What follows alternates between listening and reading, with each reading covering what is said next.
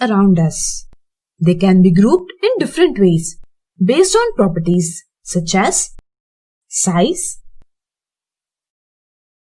shape, color, or their use. There is one more property with which we can classify objects. It is based on material from which the object is formed. A material is a thing such as wood, glass, plastic, cotton, metals, mud, paper, etc. from which object can be formed. In general, any substance or mixture of substances which has mass and volume is called material. We see different objects around us. These are formed from different materials. While classifying them, we have to consider few things. These are: a single object is usually formed from different materials. For example, a bicycle is made of metal, rubber, and plastic. A utensil is made of metal with the handle of wood or plastic. A spectacle is made of plastic and glass. However, a single object can also be formed from single material. For example, balloon is made of rubber. A toy is made of plastic. A towel is made of cotton. It is also important to note that a single material can be used to make different objects. For example, from wood, we produce things such as tables, chairs, doors, wardrobes, etc. From cotton, we produce things such as shirts, pants, bed sheets, towels, etc. Here is a table showing some of the materials and things produced from them. So, how can we classify objects? Here are few things. To classify, we will identify materials from which it is made.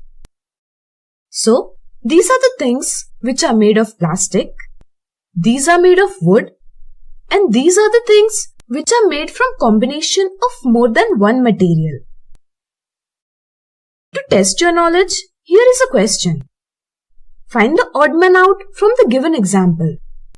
Basketball, eraser, gloves, tube, bottle, balloon. The answer is bottle. We use material called rubber for making all the things except bottle. For bottle, we use plastic or glass material. For solving our need, we make objects. These objects are formed from materials. What will happen if you don't choose proper material for making the object?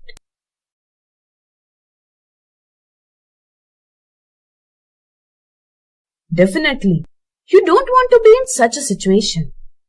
In order to make objects for specific need, we must understand the properties of materials.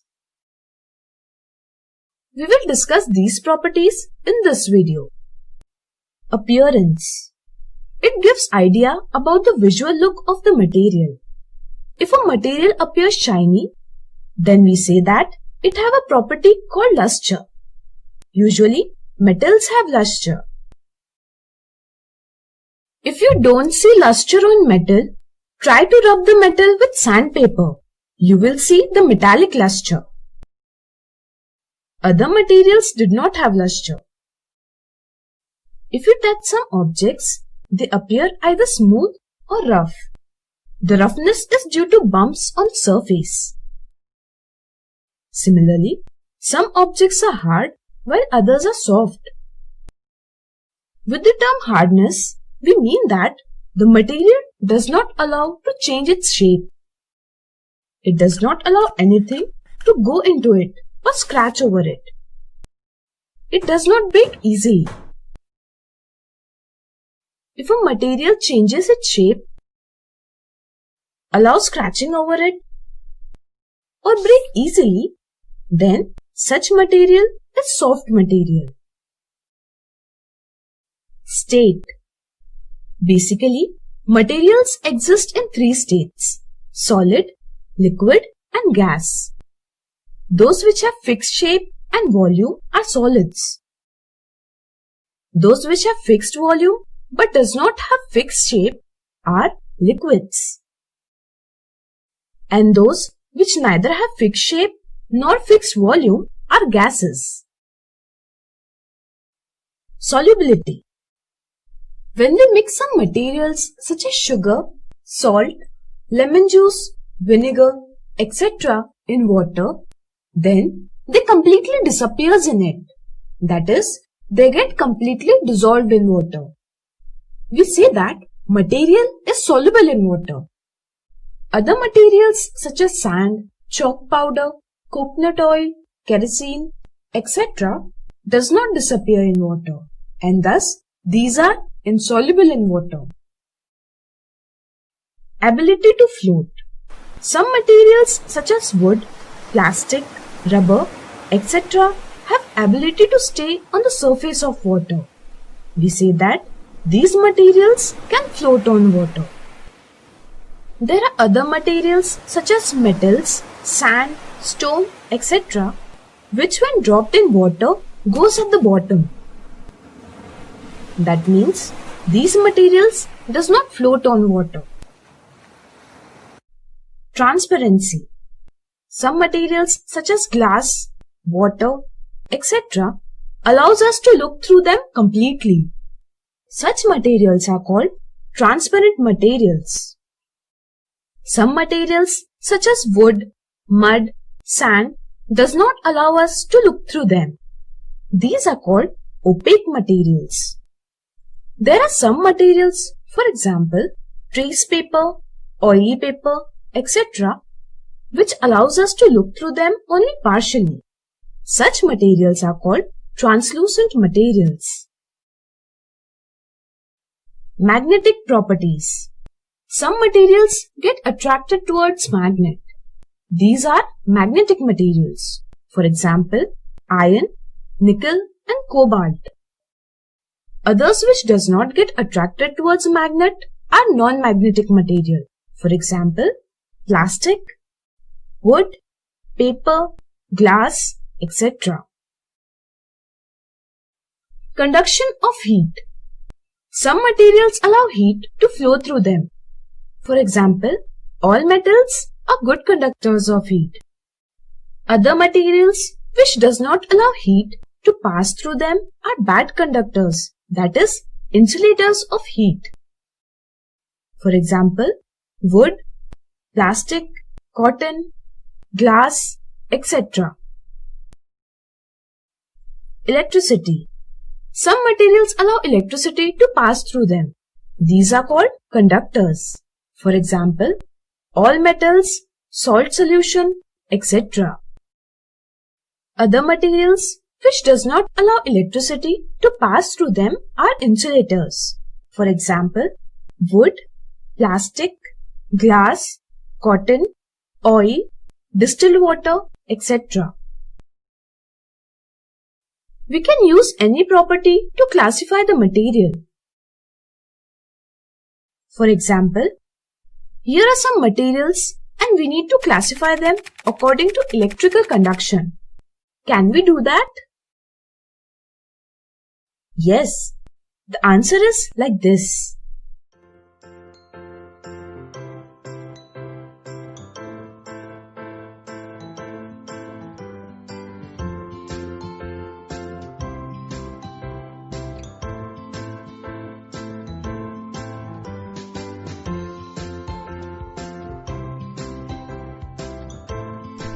I hope you have understood this topic very well.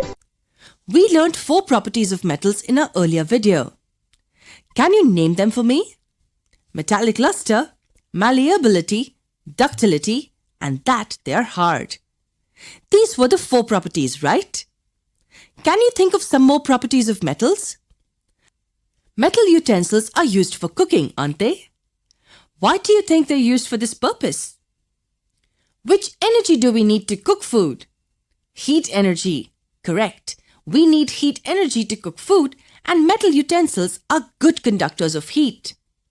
They help transfer heat evenly through the entire surface and provide even heating. No doubt, most metals are known to be good conductors of heat. Do you know the two best conductors of heat? They are silver and copper. Two other metals like lead and mercury are comparatively poor conductors of heat. Electric wires were also made up of metals, right? Why is that? It's because they are good conductors of electricity too. If we have a battery and a bulb connected in a circuit with a metal wire, you will see that the bulb will glow when the switch is closed. And because they are good conductors of electricity, they are coated with rubber-like material. This rubber-like material acts as an insulator which protects us from being electrocuted if we touch the wire by mistake. Do you know any other property of metals? What happens when we strike a metal on a hard surface? Like utensils banging against the sink. Can you hear a sound produced by metal? Yes, this is another property of metals. We can call metals as sonorous, meaning they produce sound when hit against a hard surface. No doubt, school bells, church bells, or the bells in a temple are made up of metals. If these are the characteristics of metals, what do you think will be the characteristics of non-metals? In simple words, just the opposite of metals. In a nutshell, non-metals like carbon, iodine, or sulfur do not have luster. They do not shine and are brittle in nature. What do we mean by brittle? They cannot be beaten into sheets or wires as most of them turn into powder when hit by a hard substance. Non-metals can also be gases like oxygen, hydrogen, or solids like carbon, sulfur, etc. Do you know of any non-metal in the liquid state?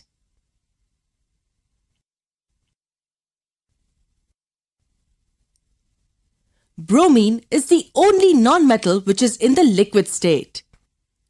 Non-metals do not conduct heat or electricity, and they do not produce that sound when hit against a hard surface.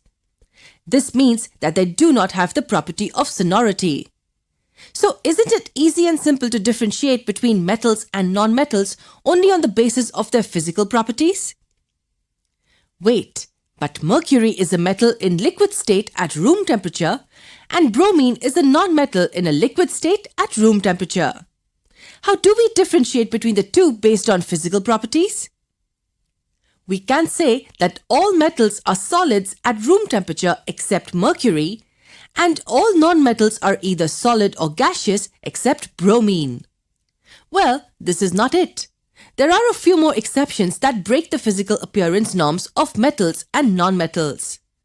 For example, most metals have high melting point, which means that they need a large amount of heat to melt. But look at the two metals gallium and cesium. They melt when you keep them on your palm.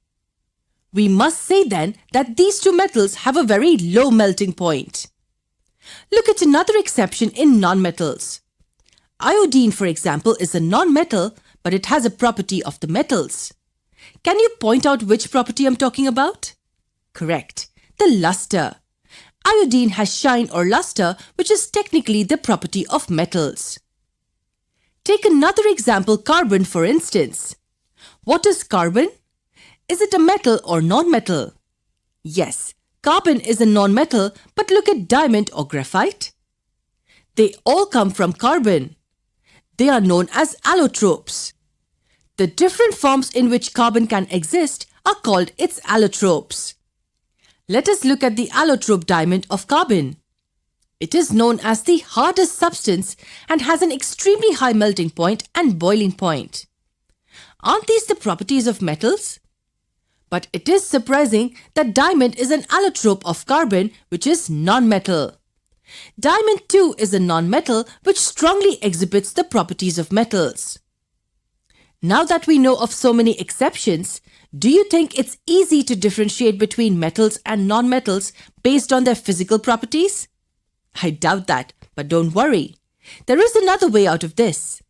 It is to differentiate the two based on their chemical properties.